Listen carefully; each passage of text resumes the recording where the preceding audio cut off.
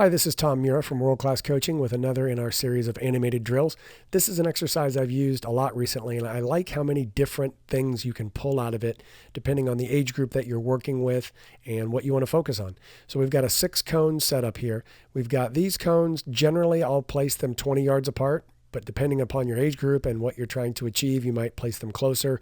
I can't imagine placing them farther than that unless you're dealing with college level players, because that's about far enough, I think. But then this middle cone, I've got about 15 yards away from this end, and I've got this cone about 15 yards away as well. And this distance, I'll vary it based on the ability of the players to make a long pass. As you'll see that we'll need to connect a pass this long. So the way this starts is with a player here with a ball and other players in line with a ball behind them.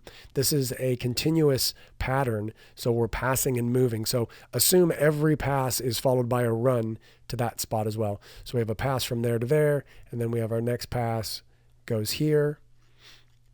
Next pass would be down the line. So we're playing a ball from here, from this corner down to this player, and then we're repeating that same pattern on the other side where we play a pass in from here and again diagonal, and repeating that here to where we connect on this side as well. And then this final player dribbles down this line to the end of the line at the end. So we're dribbling from here all the way to rejoin this line down here. So this basic pattern is in place at the beginning.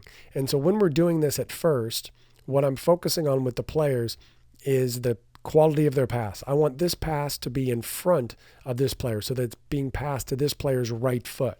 Now the challenge for this player is, can they receive it on their right and quickly pass it with their left foot in front of this player so that they can receive it with their left foot and then pass it as quickly as possible down the line to this player who receives it on their left, passes with their right, receiving with their right, passing with their left, hopefully in front of this player. You could even ask the players to pass it a little farther away from the cone and pass it in front so this player can take the ball and on the run rejoin the line. So then every player is following. So the trigger for the next pass from this line is the second player after passing and then coming out to this first cone here to check, turn back to receive the ball. So that's the trigger for the next pass. And that amount of time should allow for this second pass to take place and this player to run there, check, turn, and receive the ball. So this is continuous movement. The players are passing, running, checking, receiving, passing, running, checking, receiving, and repeating.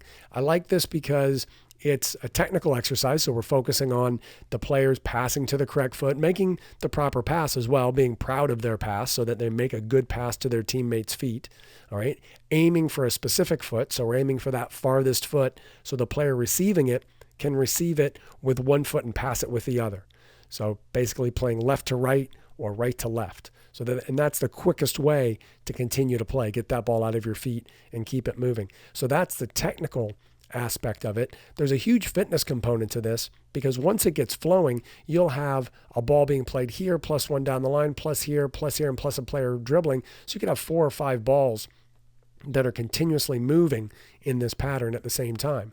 And so if you've got 3, 4 players in line, you're going to keep them active. So this is not by any means a static exercise where there's going to be a lot of standing around. This is very fitness based. If the players are doing it right, and if they're doing it at the intensity that they need to be to really get something out of it, sure, you could stroll through this and it'd be quite simple. You could make these distances very small. You could make this 10 yards. You could make this 12. You could make this also 10 or 12 yards. And it's really not going to be that challenging to the players physically, but you could focus on the technique part of it. So that's the first aspect of it. Now, the next thing I would do is I would add some variation to it. So, and obviously, before I move on, I should say that you'll also switch it to the other side. So you'll bring all the balls over here. You'll bring all of these players over to the other side, and you'll have these players over here with the ball. We'll flip them around. Well, I won't do that, but you understand what I'm saying. So we'll move the players to the other side so that we are now demanding different feet being used in each of these situations. And I always like to flip things around the other way, not just to make them use both feet, because as you can see throughout this, you're passing and receiving with different feet if you're really doing it correctly, but also just to flip it in the player's mind. So they're playing in different angles, same angles, but they're playing in different directions. So that's the first thing I would do, would be to flip it to the other side to progress it. The next thing I would do is to add a give and go. So what we would do here is we would say this player plays in, this player plays back, but what I want from this is we'll remove that, and I want this player to dribble, and occasionally I'll put a triangle. If I had a mannequin, I would put a mannequin there. Most of us don't have access to mannequins, so there'd be no mannequin for me here. But what I do is have this player dribble, and then I would have this player here check away to show and check toward the ball, really, so that we can complete a give and go on this side. So now what we'll do is we'll complete the give and go here, but we won't have that next ball be played. Let me move that guy back. The players in line won't play a pass until this give and go has been completed. So when this give and go is completed, then that next player goes. Obviously, it makes this pass a bit shorter as well. So we've got a little combination play that's happening over here, perhaps with a cone or a flag or something in between, so that the players have something they need to play around, so that we're combining around some kind of obstacle. So we're playing a give and go, and then the next player in line won't go until this give and go is completed, because if they go too soon, you're going to have players not available for passes. So that's just adding a little something to it on that side. You could change that, and you could add the give and go down here. You could have the ball played in, and not so much of a give and go, but maybe a layoff. So the ball played in here, and then the ball would be played back to the player here, and then this player would come over here. We'll just change this around. So that player would then make a pass. Let me just get this right. So the ball would be laid off here for this player who's run onto it in order to connect the pass over to this side. So that's the way that the pass gets over here now, is that the ball is laid off and then played through before this player receives it. So we'll get rid of these. And as you can see now, this pass goes all the way down the line. So just a little layoff, and then a ball wide, and then a through ball. So that's another variation you can use. Now, one of the really powerful things I think about this pattern is that you can also relate it to the positions on the field.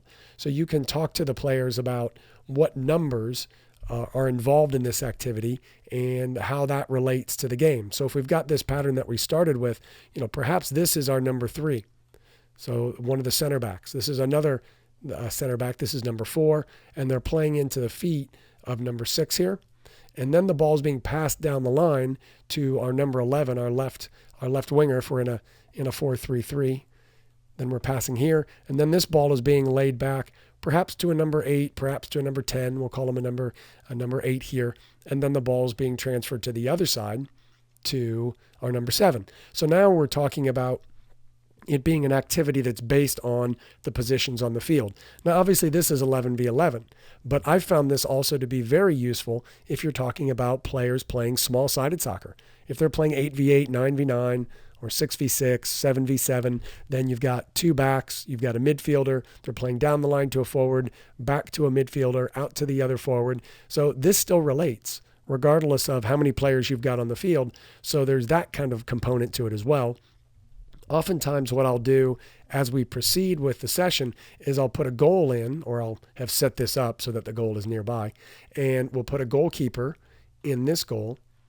And with the goalkeeper here now, we're able to then start the play as we would in the game. We'll start it with the goalkeeper receiving the ball and then passing it out to this number 3. So the ball, we'll just show you that here. So we've got a pass. The ball's being passed now. Instead of just coming straight from the number 3 playing out to the number 6, we've got a goalkeeper rolling the ball out, say in front of the player here running with it, and we'll have a supply of balls here instead. And so now the ball is being played out in front of this number 3 for the number 3 to then go on and play there. So you can do that, and you could even incorporate a goal at the far end. And by incorporating a goal at the far end, you could end in a shot. So perhaps we take this out, and you can do this just to one side, which is often what I've done just to simplify it, just to make it, so that the players at first, it's quite simple for them to see and understand what we're trying to do. Perhaps we'll just play it out on this side. We'll get rid of that arrow. And at the beginning, and for young players, perhaps it's as simple as we play, and I'll just get rid of these to avoid confusion so you don't worry about those at all. So now we're playing out to the 3, into the 6, up to the number 7, and then at the far end here, and I don't have enough room really to show it properly here, but we would put a goal, and I'll make it tiny so that it looks farther away. And so we'll put this goal up in the distance up here. And so if we have a goal in the distance, and this player can turn inside and have a shot on that goal. So we're playing out, we're playing inside, we're playing out wide, turning and shooting. You could also have this player receive the ball, and instead of turning to shoot, we can have this player lay it off for our number 8 to come through and have a shot on goal. Would be another option. So there's a lot you can do with this pattern. Obviously, you could change this as well, and you could have this number 6 receive the ball. You could have the number 3 follow their pass into this area to receive it back. And when they receive it back, then they play the ball down the line for the number 7 to receive, and for then the number 8 to receive the ball on the inside before they then come inside to have a shot. So you can make the pattern as complicated or as simple as you like. But I think that's a powerful way for the players to be able to see what exactly they're doing in their shape. So if you were playing, say, for example, 6v6 or 7v7, this would be really easy for your players to see. And you could repeat it from one side and then do it out the other side. You could have everybody follow their pass so they get to play in every role. So this is a great pattern that I think you can do a lot with, both technical, physical. You can do a bit of tactics here in terms of, a pattern of play, and it's a finishing opportunity as well. So this is a great one. Give it a try with your teams and see how it works.